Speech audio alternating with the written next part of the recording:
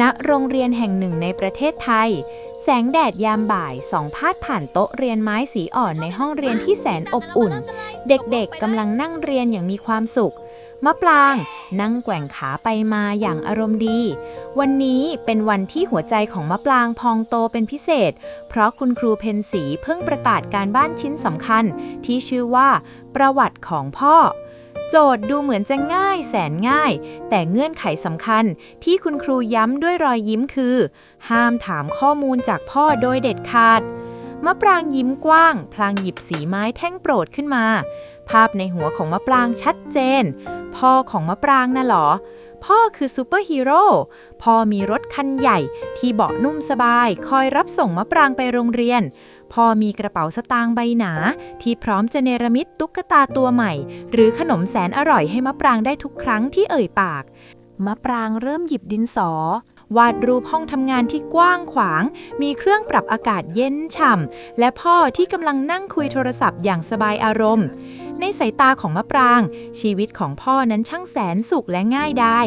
พ่อแค่ขับรถไปทำงานกลับมาก็หอมแก้มมะปรางและน้องเอวาแล้วเราก็ไปทานข้าวด้วยกันชีวิตของพ่อช่างแตกต่างจากความลำบากที่คุณครูชอบสอนในบทเรียนมะปรางมั่นใจเหลือเกินว่าการบ้านชิ้นนี้จะเต็มไปด้วยเรื่องราวความสำเร็จที่สวยหรูโดยที่มะปรางหารู้ไม่ว่าภายใต้ภาพวาดที่แสนงดงามนั้นมีความลับและความเหนื่อยล้าที่มะปรางไม่เคยสัมผัสซ่อนอยู่อีกมากมายเหลือเกินเย็นวันนั้นขณะที่มะปรางก้าวเท้าเข้าบ้านพร้อมกระเป๋านักเรียนที่หนักอึ้งไปด้วยความตื่นเต้นมะปรางรีบตรงดิ่งไปหาแม่ที่กำลังนั่งพับผ้าอยู่ในห้องนั่งเล่นสายตาของมะปรางเป็นประกายพลางเอ่ยปากถามถึงเรื่องราวของพ่อตามโจทย์ที่คุณครูให้มาแม่เดินไปที่ตู้ไม้หลังเก่าที่มุมห้องแล้วหยิบกล่องไม้สีน้ำตาลเข้มที่มีรอยถลอกตามกาลเวลาออกมาเมื่อฝากล่องถูกเปิดออกมะปรางชะโงกหน้ามองด้วยความคาดหวังว่าจะเห็นรูปพ่อในชุดทำงานเท่ๆหรือรูปถ่ายตอนพ่อรับรางวัลความสำเร็จอะไรสักอย่างแต่สิ่งที่ปรากฏต่อสายตาของมะปรางกลับเป็นเพียงภาพถ่ายใบเก่าสีซีดจางจวนจะกลายเป็นสีน้ำตาลมีภาพหนึ่งในนั้นคือเด็กชายตัวผอมกระหร่องคนหนึ่งสวมชุดนักเรียนที่ดูเก่าจนเนื้อผ้าบางเฉียบกางเกงขาสั้นสีดำมะปรางขมวดคิ้วด้วยความสงสัยพลางถามแม่ว่าเด็กคนนี้คือใครแม่หัวเราะเบาๆก่อนจะใช้นิ้วลูบไปบนใบหน้าของเด็กชายในรูปอย่างทนุถนอมแล้วบอกกับมะปรางว่านี่แหละคือพ่อของลูกในวันที่โลกยังไม่ได้ใจดีกับพ่อนักแม่เริ่มเล่าเรื่องราวของเด็กชายคนโตจากตำบลเล็กๆในจังหวัดหนองคายเด็กชายที่เกิดมาในบ้านปูน1 ชั้นเก่าๆหลังจิ๋วในขณะที่เด็กคนอื่นอาจจะได้วิ่งเล่นโซนตามประสา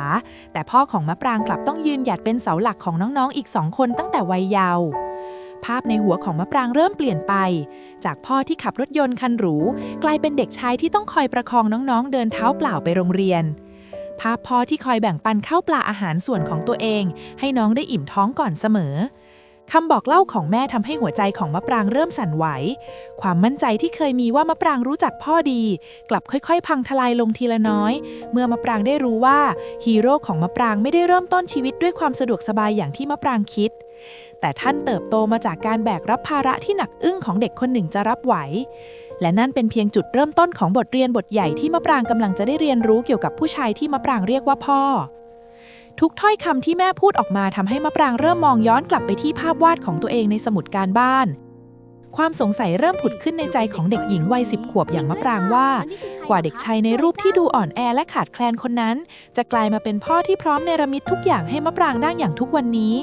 พ่อต้องผ่านพ้นขวากหนามและความเจ็บปวดมามากมายขนาดไหนกันแน่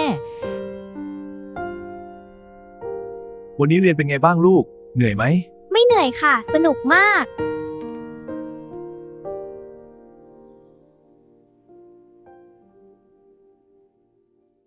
มะปรางจินตนาการเห็นเด็กชายคนนั้นในวัยเพียง10 ขวบวัยเดียวกับมะปรางในตอนนี้แทนที่จะได้นั่งเล่นเกมหรือวิ่งเล่นในสนามหญ้ามือเล็กๆคู่นั้นกลับต้องกำแฮนด์รถมอเตอร์ไซค์เก่าๆที่ต่อพ่วงข้างเป็นรถซาเล้งพ่อในวัยเยาว์ต้องกลายเป็นพนักงานส่งแก๊สที่ทุกคนคุ้นตาภาพที่มะปรางเห็นคือถังแก๊สเหล็กที่วางเรียงรายอยู่บนพ่วงข้างน้ำหนักของมันมากเกินกว่าร่างกายผอมบางของเด็กคนหนึ่งจะพยุงไหวโหนกแก้มของพ่อแดงก่ำและเริ่มลอกเป็นขุยแต่พ่อก็กลับไม่เคยปริปากบ่น ความเหนื่อยล้าถูกละลายหายไปชั่วขณะ เมื่อพ่อเห็นน้องสาว2 ตัวน้อย2 คนนั่งรออยู่ที่ท้ายรถซาเล้ง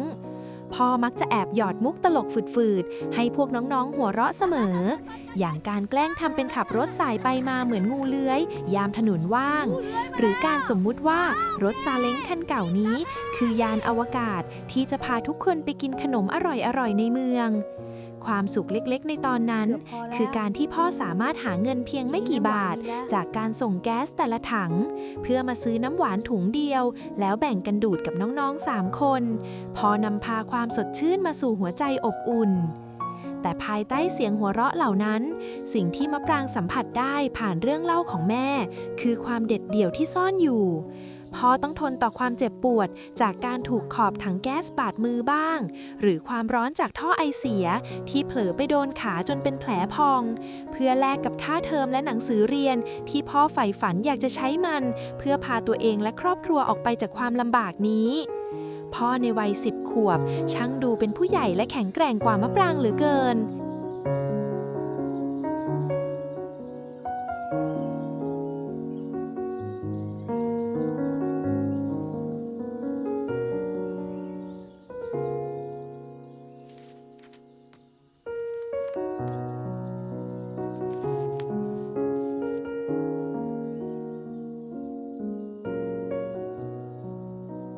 พ่อในวัย10 ขวบช่างดูเป็นผู้ใหญ่และแข็งแกร่งกว่ามะปรางเหลือเกิน เมื่อได้เห็นว่าในวัยเท่ากันพ่อต้องสู้รบกับชีวิตด้วยเหงื่อและหยาดน้ำตา ในขณะที่มะปรางมีทุกอย่างเพียงแค่เอ่ยปากขอ พ่อคือยอดนักสู้ที่ไม่ได้สวมชุดเกราะแต่สวมเพียงเสื้อกล้ามเก่าๆที่เปียกโชกไปด้วยเหงื่อและคราบน้ำมันเครื่องเพื่อปกป้องความฝันของน้องๆและอนาคตของตัวเองอย่างไม่ยอมแพ้ต่อโชคชะตาเลยแม้แต่วันเดียว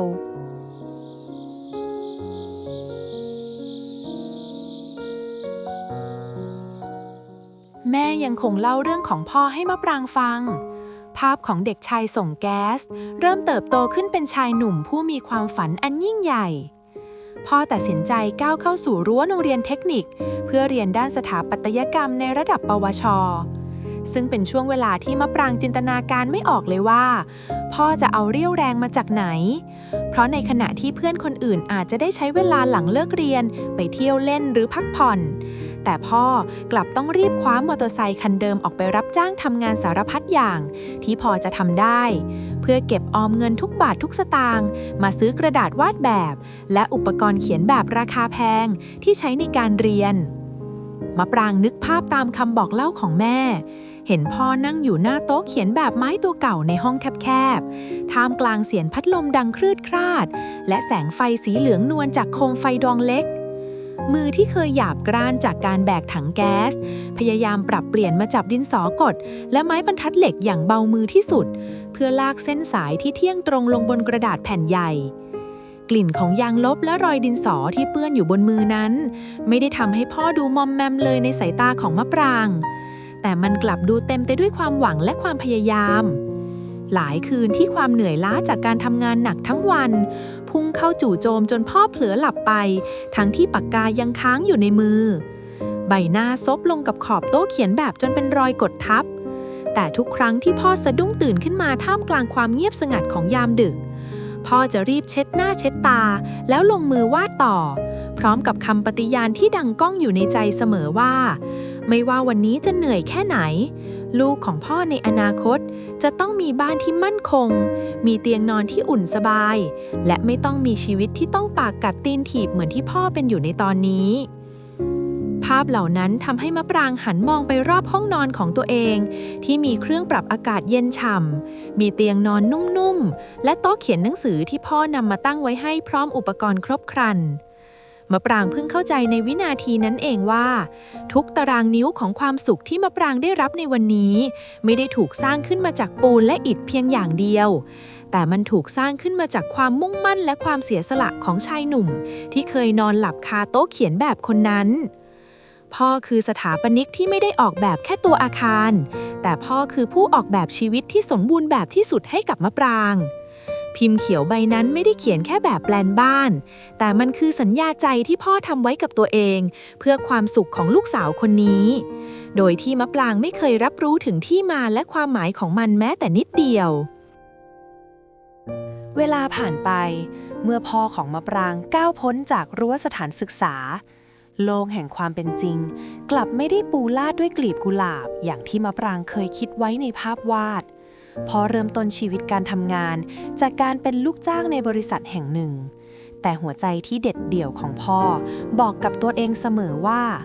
หากยังเป็นเพียงฟันเฟืองเล็กๆในเครื่องจักรของคนอื่นความฝันที่จะสร้างอาณาจักรที่สุขสบายให้ครอบครัวคงเป็นไปได้ยากพ่อจึงตัดสินใจเลือกทางเดินที่เสี่ยงและเหนื่อยหนักกว่าเดิมนั่นคือการออกมาเป็นนายตัวเองในฐานะนายช่างรับสร้างบ้านด้วย2 มือและ1 สมองที่มีมะปรางจินตนาการเห็นภาพพ่อในวัยหนุ่มที่ต้องแบกรับความกดดันมหาศาลพ่อไม่ได้นั่งอยู่ในออฟฟิศที่มีโต๊ะทำงานสวยหรูแต่หน้างานของพ่อ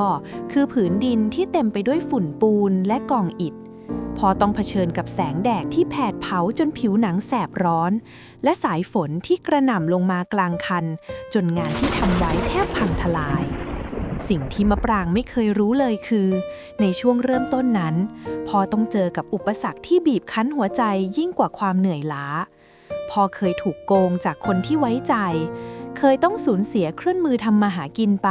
เพราะการลักขโมยในเขตก่อสร้างแต่ละย่างก้าวของนายช่างตัวเล็กๆคนนี้เต็มไปด้วยขวากหนามและความไม่แน่นอนและในท่ามกลางมรสุมของชีวิตที่กำลังถาโถมเข้ามานั่นเองมะปรางก็ได้ลืมตาดูโลกเป็นครั้งแรกแม่เล่าว่าวันที่มะปรางเกิดคือวันที่พ่อมีภาระเพิ่มขึ้นเป็นเท่าตัวค่าแพมเพิร์สค่าหมอและค่าใช้จ่ายสารพัดที่พุ่งสูงขึ้นตามการเติบโตของทารกตัวน้อยทำให้พ่อต้องกัดฟันสู้หนักกว่าเดิมหลายเท่าตัวพ่อต้องตื่นเช้ามืดเพื่อไปคุมหน้างานและกลับบ้านดึกดื่นในสภาพที่ร่างกายอ่อนแรงจนแทบจะยืนไม่ไหว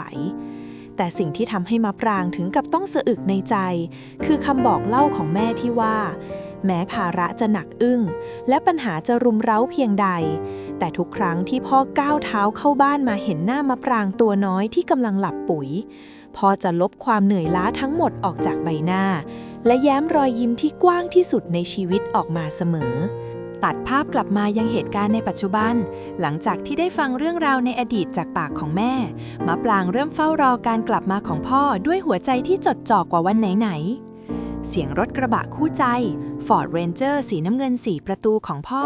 ดังขึ้นที่หน้าบ้านในเวลาพล้งค่ำมะปรางแอบมองผ่านรอยแยกของผ้าม่านที่หน้าต่างเห็นพ่อก้าวลงจากรถด้วยท่าทางที่อิดโรยอย่างที่มะปรางไม่เคยสังเกตเห็นมาก่อนไหล่ของพ่อที่เคยดูผึ่งผายและแข็งแกร่งราวกับยักษ์ใหญ่ในสายตามะปรางตอนนี้กลับห่อเหี่ยวและลู่ลงด้วยความเหนื่อยล้า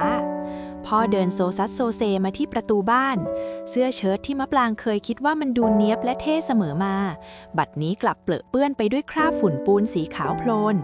รอยเหงื่อซึมโชกจนเนื้อผ้าแนบไปกับแผ่นหลังกลิ่นของปูนแห้งและไอดินลอยคลุ้งออกมาจากตัวพ่อทันทีที่ประตูเปิดออกแต่ในวินาทีที่สายตาของพ่อเลื่อนมาสบตากับมะปรางและน้องเอวาที่กำลังคลานอยู่บนพื้นแววตาที่เคยมืดหม่นและดูอ่อนล้าจนแทบจะปิดลงกลับเปล่งประกายวับขึ้นมาทันทีพ่อคลี่ยิ้มกว้างรอยยิ้มที่มะปรางเคยคิดว่ามันได้มาง่ายๆกลับดูทรงพลังอย่างน่าประหลาดพ่อรีบวางกระเป๋าแล้วก้มลงอุ้มน้องเอวาขึ้นมาหอมแก้มยกใหญ่พร้อมกับเดินตรงมาลูบหัวมะปรางด้วยความเอ็นดูมะปรางยืนนิ่งงันความรู้สึกสงสัยว่าความเหนื่อยล้าที่มะปรางเห็นตอนพ่อก้าวลงจากรถหายไปไหนหมดในพริบตาเดียวพ่อรีบเข้าห้องน้ำไปเพียงชั่วครู่เพื่อชำระล้างคราบฝุ่นปูนและเหงื่อใครออกจากร่างกายพ่อกลับออกมาด้วยชุดธรรมดาที่สะอาดตากลิ่นสบู่อ่อนๆเข้ามาแทนที่กลิ่นปูนและพ่อก็กลับมาเป็นพ่อที่แสนดีคนเดิมที่พร้อมจะนั่งเล่นของเล่นกับน้องและสอนกันบ้านมะปรางด้วยความใจเย็น มะปรางเริ่มตระหนักได้ว่าพ่อกำลังใช้รอยยิ้มและเสียงหัวเราะเป็นหน้ากากปกปิดความเจ็บปวดจากการทำงานหนักเพื่อไม่ให้เงาของความลำบากพาดผ่านเข้ามารบกวนความสุขของลูกๆพ่อเลือกที่จะเก็บความเหนื่อยไว้ที่แผ่นหลังและส่งต่อเพียงความสดใสให้ถึงมือมะปรางเสมอมาความรักของพ่อนั้นช่างดูแยบยลและยิ่งใหญ่เกินกว่าที่หัวใจเด็ก10 ขวบจะจินตนาการได้ถึงจริงๆ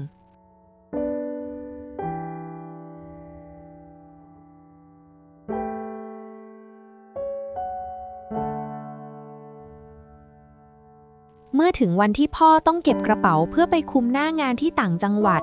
ระยะทางหลายร้อยกิโลเมตรบางครั้งพ่อต้องหายไป3 วันบางครั้งเป็นอาทิตย์หรือบางเดือนที่งานเร่งพอกพูนพ่อก็แทบไม่ได้กลับมาเห็นหน้าพวกเราเลยเป็นเดือนมะปรางในตอนนั้นยังเด็กเกินกว่าจะเข้าใจเหตุผลของความจำเป็นมะปรางมักจะบ่นว่าทำไมพ่อถึงไม่อยู่ฉลองวันเกิดหรือทำไมพ่อถึงไม่มาดูมะปรางแสดงละครที่โรงเรียน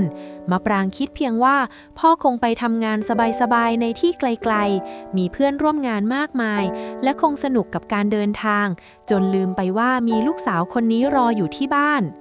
แต่ความจริงที่แฝงอยู่ในระยะทางนั้นช่างโหดร้ายกว่าที่เด็กอย่างมะปรางจะจินตนาการได้ถึงในขณะที่มะปรางนอนหลับปุ๋ยอยู่บนเตียงนุ่มๆในห้องแอร์พ่อกลับต้องซุกตัวนอนในเต็นท์ที่พักชั่วคราวกลางแคมป์คนงานที่ทำจากสังกะสีเก่าๆในคืนที่อากาศหนาวจัดลมพัดรอดช่องว่างซัดเข้าหาตัวจนพ่อต้องขดตัวกลมเพื่อรักษาความอบอุ่นหรือในวันที่ร้อนอับอ้าวพ่อต้องเผชิญกับฝูงยุงและแมลงกลางป่าขณะนั่งตรวจแบบท่ามกลางแสงไฟสลัวเพียงลำพังทุกการเดินทางของพ่อเต็มไปด้วยความเสี่ยงพ่อต้องขับรถผ่านเส้นทางที่คดเคี้ยวและอันตรายบนถนนสายเปลี่ยวท่ามกลางความมืดมิดต้องเจอกับคนแปลกหน้ามากหน้าหลายตาที่บางครั้งก็ไม่ได้เป็นมิตรและความโดดเดี่ยวที่กัดกินหัวใจเมื่อต้องอยู่ไกลจากอ้อมกอดของเมียและลูกสิ่งที่บีบคั้นหัวใจที่สุดคือยามที่พ่อหยิบโทรศัพท์ขึ้นมาวิดีโอคอลหาพวกเราพ่อจะพยายามทำใบหน้าให้ดูสดใสที่สุดพยายามหามุมกล้องที่ไม่ให้เห็นสภาพที่พักที่ซอมซ่อพ่อจะบอกมะปรางเสมอว่าพ่อกินอิ่มพ่อนอนหลับสบายงานไม่เหนื่อยเลยลูกทั้งที่ความจริงวันนั้นพ่ออาจจะทำได้เพียงกินข้าวไข่เจียวกล่องเดียวท่ามกลางฝุ่นคลุ้งหน้างานแววตาของนักสู้ที่แข็งแกร่งจะอ่อนแสงลงด้วยความโหยหาและความคิดถึงที่ท่วมท้นพ่อรู้ดีว่าความปลอดภัยบนท้องถนนและอันตรายรอบตัวคือสิ่งที่พ่อต้องเผชิญเพียงลำพังเพื่อแลกกับความปลอดภัยและความมั่นคงของพวกเราที่อยู่เบื้องหลังความยิ่งใหญ่ของพ่อนั้นไม่ได้วัดกันที่จำนวนเงินที่ส่งมาให้บ้านแต่วัดกันที่ความอดทนต่อความคิดถึงและหยาดน้ำตาที่พ่อต้องปาดทิ้งเงียบๆในที่ห่างไกลเพื่อรักษาคำสัญญาที่จะเป็นเสาหลักที่มั่นคงที่สุดให้กับครอบครัวเสมอเช้าวันเสาร์ที่ควรจะเป็นวันพักผ่อนที่แสนสบายของมะปรางเสียงโทรศัพท์ดังขึ้นตั้งแต่ไกลโฮพอมีงานด่วนที่หน้างานต่างจังหวัดและต้องออกเดินทางทันทีด้วยความที่มะปรางดื้อรั้นและอยากรู้อยากเห็นตามประสาเด็กที่เอาแต่ใจมะปรางจึงรบเร้าขอตามพ่อไปด้วยพ่อลังเลอยู่ครู่หนึ่งก่อนจะพยักหน้าตกลงพร้อมกับกำชับว่ามันไม่สบายเหมือนอยู่บ้านนะลูกมะปรางในตอนนั้นยังยิ้มร่าจินตนาการถึงการนั่งรถเที่ยวชมวิวข้างทางที่สวยงามและการได้ไปเดินเล่นในที่ใหม่ๆโดยหารู้ไม่ว่านั่นคือวันที่จะเปลี่ยนความคิดของมะปรางไปตลอดกาลเมื่อรถกระบะเลี้ยวเข้าสู่เขตก่อสร้างที่ห่างไกลจากตัวเมืองมันคือผืนดินที่แห้งระแหงจนเกิดฝุ่นตลบอบอวนไปทั่วบริเวณทันทีที่มะปรางก้าวเท้าลงจากรถมะปรางเห็นพ่อรีบสวมหมวกนิรภัยสีขาวที่ดูเก่าและมีรอยขีดข่วนพ่อเปลี่ยนจากพ่อที่แสนอ่อนโยนที่บ้านกลายเป็นนายช่างที่ดูเคร่งขรึมและจริงจังพ่อต้องเดินลุยไปบนกองทรายต้องปีนป่ายขึ้นไปบนนั่งร้านที่ดูน่ากลัวเพื่อตรวจสอบความเรียบร้อยของโครงสร้างท่ามกลางเสียงเครื่องจักรที่ดังสนั่นจนหูอื้อและกลิ่นไหม้ของเหล็กที่ถูกตัดเหตุการณ์ที่ทำให้หัวใจของมะปรางสั่นสะท้านที่สุดคือตอนที่เจ้าของบ้านเดินเข้ามาต่อว่าพ่อด้วยเสียงอันดังปนความกราดเกรี้ยวเพียงเพราะความเข้าใจผิดบางอย่างในแบบแปลนมะปรางยืนมองจากระยะไกลเห็นพ่อที่มะปรางเคารพรักและมองเป็นฮีโร่ที่ยิ่งใหญ่ที่สุดกลับต้องยืนก้มหน้านิ่งยอมรับคำตำหนิด้วยความอดทนและสุภาพพ่อไม่ได้โต้เถียงด้วยอารมณ์แต่กลับใช้ความใจเย็นอธิบายและหาทางแก้ไขปัญหาอย่างมืออาชีพ หยาดเหงื่อเม็ดเป้งไหลซึมลงมาจากใต้หมวกนิรภัยเข้าตาจนพ่อต้องกระพริบตาทีๆมือที่หยาบกร้านของพ่อหยิบตลับเมตรออกมาวัดครั้งแล้วครั้งเล่าท่ามกลางแดดเปรี้ยงที่ไม่มีแม้แต่ร่มเงาให้หลบคักมะปรางยืนมองมือคู่นั้นมือที่เคยอุ้มมะปรางแกว่งไปมามือที่คอยป้อนข้าวและลูบหัวมะปรางด้วยความรักบัดนี้มันเต็มไปด้วยคราบดินคราบปูนและรอยถลอกจากการทำงานหนักมะปรางเริ่มฉุกคิดถึงตุ๊กตาราคาแพงที่มะปรางเพิ่งงอแงให้พ่อซื้อให้เมื่ออาทิตย์ก่อนความรู้สึกผิดเริ่มเกาะกึนใจเมื่อตระหนักได้ว่าของเล่นชิ้นนั้นแลกมาด้วยการที่พ่อต้องมายืนรองรับอารมณ์ของคนแปลกหน้าและต้องตรากตรำอยู่กลางแจ้งจนผิวหนังแดงไหม้ขนาดนี้มะปรางที่เคยเอาแต่ใจเพราะคิดว่าทุกอย่างที่ได้มานั้นช่างง่ายดายเริ่มรู้สึกตัวสั่นด้วยความสงสารและละอายใจอย่างบอกไม่ถูกความยิ่งใหญ่ของพ่อที่มะปรางเห็นในวันนี้ไม่ใช่ภาพลักษณ์ที่ดูดีในห้องแอร์แต่มันคือความอดกลั้นและความเสียสละที่พ่อทำเพื่อทำว่าครอบครัวเพียงคำเดียวจริงๆค่ำคืนวันกลับบ้านมะปรางตัดสินใจเอื้อมมือไปคว้าสมุดหน้าเดิมที่เคยวาดแล้วฉีกมันทิ้งเหมือนกับการทำลายหน้ากากแห่งความไม่รู้ที่มะปรางสวมใส่มาตลอด10 ปีมะปรางหยิบกระดาษแผ่นใหม่ขึ้นมาวางมันลงบนโต๊ะด้วยมือที่สั่นเทาคราวนี้มะปรางไม่ได้หยิบสีฟ้ามาวาดชุดเชิ้ตที่สวยหรูแต่มะปรางเลือกสีเทาและสีน้ำตาลปนกับฝุ่นละอองที่มะปรางเห็นมากับตามะปรางเริ่มลากเส้นสายใหม่ด้วยความตั้งใจที่ต่างจากเดิม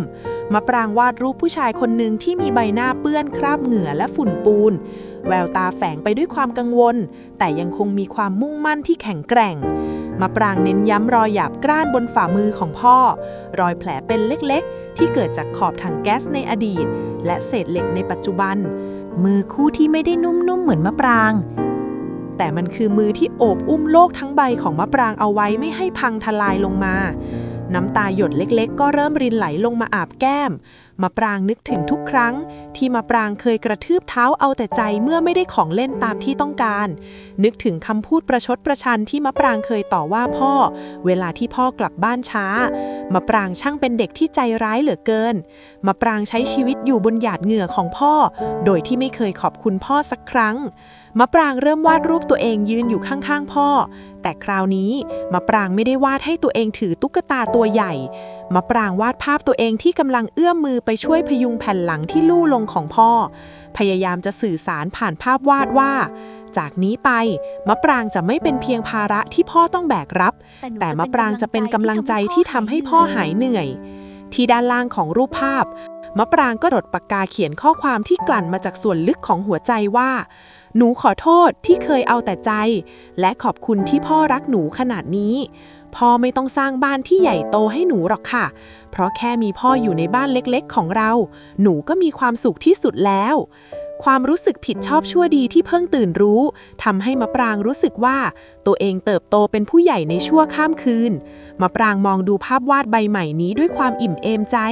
มันอาจจะไม่ใช่รูปที่สวยที่สุดในสายตาคนอื่นแต่มันคือความจริงที่งดงามที่สุดเท่าที่เด็กหญิงวัย10 ขวบคนหนึ่งจะถ่ายทอดออกมาได้เพื่อมอบให้แด่ฮีโร่ที่แท้จริงของเธอเช้าวันจันทร์ที่โรงเรียนหัวใจของมะปรางเต้นรัวแรงราวกับกลองรบขณะที่มือกำสมุดการบ้านเพื่อนๆแต่ละคนทยอยออกไปนำเสนอเรื่องราวครอบครัวที่แสนเพอร์เฟกต์บ้างก็เล่าเรื่องทริปท่องเที่ยวต่างประเทศที่แสนสนุกบ้างก็โชว์รูปถ่ายในชุดสูทสุดหรูของพ่อแม่ท่ามกลางเสียงปรบมือชื่นชมจนกระทั่งถึงคิวของมะปรางก้าวออกไปยืนหน้าชั้นเรียนท่ามกลางสายตาของเพื่อนๆและคุณครูเพ็ญศรีที่มองมาด้วยรอยยิ้มให้กำลังใจมะปรางสูดลมหายใจเข้าลึกๆก่อนจะคลี่ภาพวาดที่ตั้งใจทำทั้งคืนออกมาให้ทุกคนดูเสียงพูดคุยในห้องเงียบกริบลงทันทีเมื่อเห็นรูปชายคนหนึ่งที่เนื้อตัวมอมแมมไปด้วยฝุ่นปูนใบหน้าแดงก่ำจากแสงแดดมะปรางเริ่มอ่านข้อความที่เขียนไว้ด้วยเสียงที่สั่นเครือแต่ว่าชัดเจนมะปรางเล่าเรื่องเด็กชายที่ส่งแก๊สกลางแดดร้อนจัดเล่าเรื่องชายหนุ่มที่นอนหลับคาโต๊ะวาดแบบเพียงเพื่ออยากให้ลูกมีที่นอนนุ่มๆและเล่าเรื่องนายช่างที่ยอมยืนให้คนอื่นต่อว่าเพื่อแลกกับเงินมาซื้อตุ๊กตาให้มะปรางในวินาทีที่มะปรางอ่านประโยคสุดท้ายที่ว่าพ่อของหนูไม่ใช่ซูเปอร์ฮีโร่ที่บินได้แต่พ่อคือคนธรรมดา ที่ยอมเพื่อแบกความฝันของหนูไว้บนบ่า มะปรางเหลือบไปเห็นใครบางคนที่ยืนอยู่ที่ประตูหลังห้อง พ่อในชุดทำงานที่มีฝุ่นเกาะประปรายเหมือนเดิม พ่อที่เพิ่งขับรถมาจากหน้างานไกลๆเพื่อมาดูการนำเสนอของลูกสาวตามคำชวนของแม่มะปรางเห็นน้ำตาลูกผู้ชายคลออยู่ที่เบ้าตาของพ่อที่แข็งแกร่งกว่าใครเพื่อนกลับยืนปาดน้ำตาเงียบๆด้วยความตื้นตันใจคุณครูเพ็ญศรีเดินเข้ามาโอบไหล่มะปรางไว้ขณะที่เพื่อนๆในห้องพากันปรบมือยาวนานบางคนถึงกับแอบปาดน้ำตาตามไปด้วยเมื่อระฆังเลิกเรียนดังขึ้นมะปรางรีบวิ่งออกไปหาพ่อที่ยืนรออยู่ที่เดิมพ่อไม่ได้พูดอะไรสักคำแต่กลับย่อตัวลงแล้วอ้าแขนรับมะปรางเข้าสู่อ้อมกอดที่อบอุ่นที่สุดในโลกมะปรางซบหน้าลงบนไหล่เปื้อนฝุ่นปูนของพ่อบัดนี้มันกลับกลายเป็นกลิ่นที่มะปรางรักที่สุดเพราะมันคือกลิ่นของความรักที่ไม่มีเงื่อนไขเราขับรถกลับบ้านด้วยกันในเย็นวันนั้นบ้านปูนหลังใหญ่2 ชั้นโมเดิร์นที่พ่อสร้างมาด้วยน้ำพักน้ำแรงดูจะสวยงามกว่าคฤหาสน์หลังไหนๆที่มะปรางเคยเห็นมะปรางรู้แล้วว่าฮีโร่ที่แท้จริงไม่จำเป็นต้องสวมหน้ากากหรือมีพลังวิเศษแต่คือผู้ชายธรรมดาที่ชื่อว่าพ่อผู้ที่สร้างความสุขให้คงอยู่ภายในบ้านหลังเดิมนี้ตลอดไปและจากนี้ไปมะปรางจะไม่มีวันทำให้หัวใจที่แสนยิ่งใหญ่ของพ่อต้องเสียใจอีกเลย